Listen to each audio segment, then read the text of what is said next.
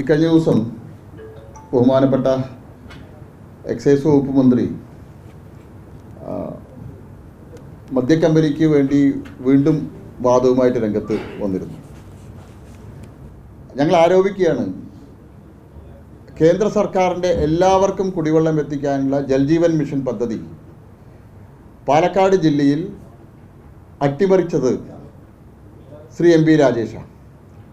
മദ്യക്കമ്പനിക്ക് വേണ്ടി ആ പദ്ധതി പാലക്കാട് ജില്ലയിൽ പൂർണ്ണമായിട്ട് നടപ്പാക്കാതെ ഇവിടുത്തെ ഏറ്റവും സാധാരണക്കാരായ ആളുകൾക്ക് കുടിവെള്ളം എത്തിക്കാതെ അട്ടിമറിക്കുന്നത് എക്സൈസിൻ്റെയും അതുപോലെ തന്നെ തദ്ദേശ സ്വയംഭരണ വകുപ്പിൻ്റെയും ചുമതലയുള്ള ശ്രീ എം പി രാജേഷാണ്.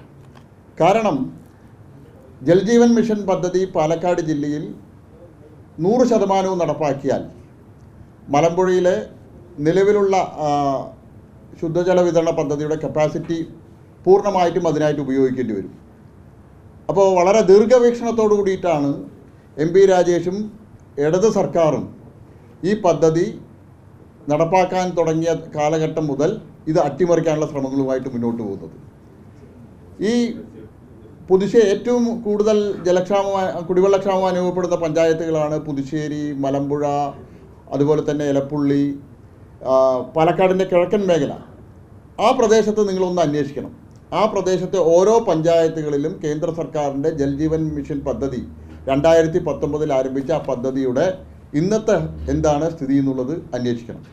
50% താഴെയാണ് ആ പദ്ധതി ആ പഞ്ചായത്തുകളിൽ നടപ്പാക്കിയിട്ടുള്ളത്. അതിന് കാരണം മലമ്പുഴയിലെ കുടിവെള്ളം മദ്യക്കമ്പനിയുമായിട്ട് ഉണ്ടാക്കിയ ധാരണയുടെ അടിസ്ഥാനത്തിൽ മലമ്പുഴയിലെ കുടിവെള്ളം മദ്യക്കമ്പനിക്ക് കൊടുക്കണം. മദ്യക്കമ്പനിക്ക് ആ കുടിവെള്ളം കൊടുക്കണമെങ്കിൽ എല്ലാ വീടുകളിലും കുടിവെള്ളം എത്താൻ പാടില്ല. കാരണം കേന്ദ്ര സർക്കാരിൻ്റെയും അതുപോലെ തന്നെ ദേശീയ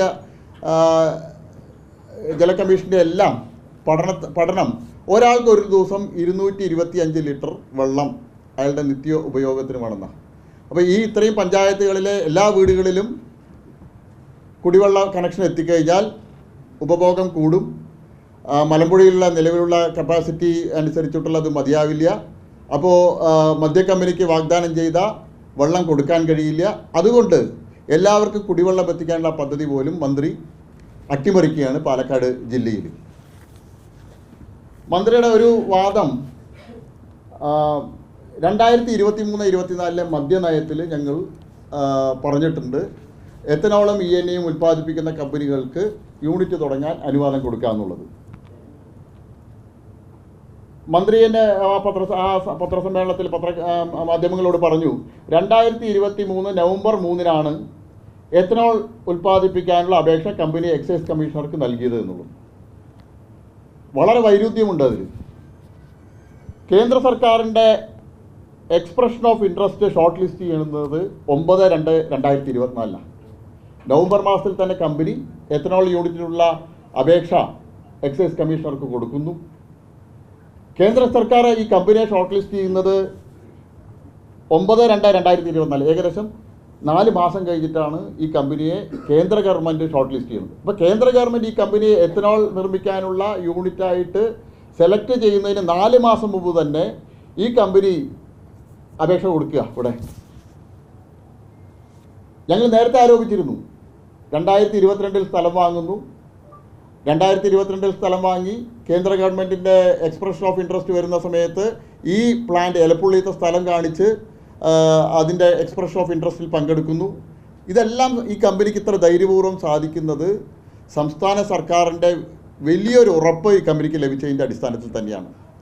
മന്ത്രി തന്നെ വ്യക്തമാക്കിയിട്ടുള്ളത്, കേന്ദ്ര സർക്കാരിൻ്റെ ഷോർട്ട് ലിസ്റ്റ് ചെയ്യുന്നതിന് 4 മാസം മുമ്പ് തന്നെ എത്തനോൾ ഉൽപ്പാദിപ്പിക്കാനുള്ള ലൈസൻസിനായിട്ട് അതിനുള്ള അപേക്ഷ എക്സൈസ് കമ്മീഷണർക്ക് സമർപ്പിച്ചു എന്നുള്ളത് മന്ത്രി തന്നെ പത്രസമ്മേളനത്തിൽ പറഞ്ഞതാണ്.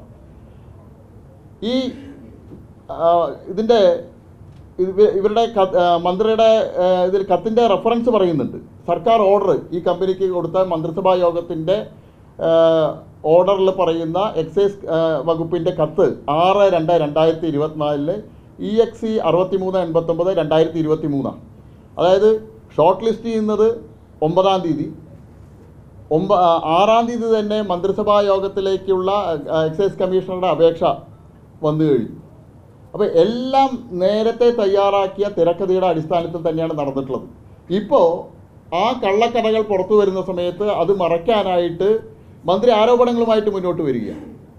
ഞങ്ങളെ ചോദിക്കാൻ ആഗ്രഹിക്കുക, ഈ സ്പിരിറ്റ് കമ്പനികൾ കർണാടകയിൽ BJPയുടെ മന്ത്രിയാണ്, മഹാരാഷ്ട്രയിലെ BJPയുടെ മന്ത്രിക്ക് ബന്ധമുണ്ട്.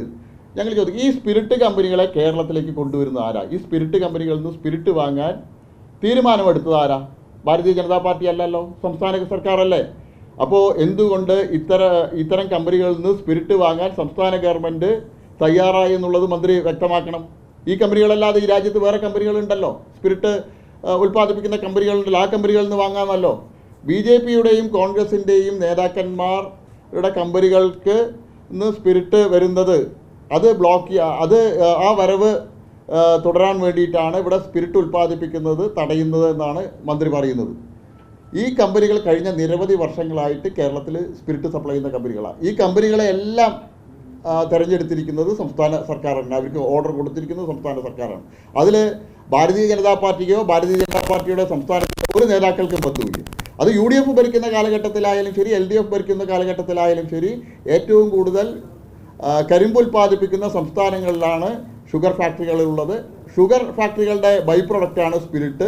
ആ സ്പിരിറ്റാണ് മദ്യം ഉൽപ്പാദിപ്പിക്കാനായിട്ട് ഉപയോഗിക്കുന്നത്. അതെല്ലാം ലൈസൻസോട് കൂടി പ്രവർത്തിക്കുന്നതാണ്.